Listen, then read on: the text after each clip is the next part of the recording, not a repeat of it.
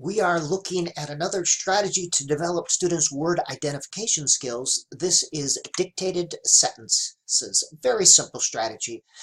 Keep in mind that the brain uses three cueing systems.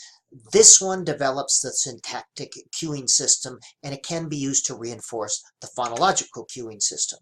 It's one of many strategies to use in a reading class, reading instruction, reading intervention, whatever you use. There's no single tool.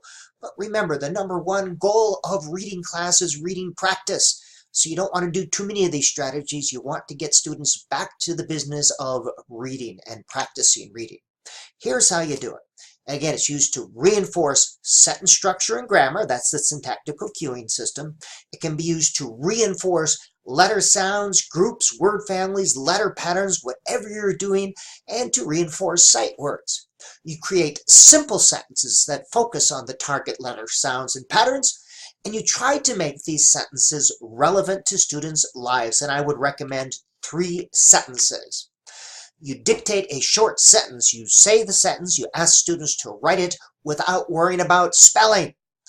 After the sentence, then, you ask students to identify, look for words that just don't look right.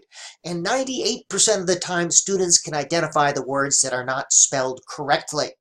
And again, this reinforces letter patterns. You correct the misspelling by writing the correct version on top, crossing it out, and students write the correct version on the bottom. If you are doing this in buddy groups, there are different strategies there, and we'll talk about that later. 1 to 3 sentences. Do all 3 sentences, then students reread until fluency is achieved, the 3 sentences, and you save to practice. Keep it short and simple. One of many strategies to use. Learning occurs over time.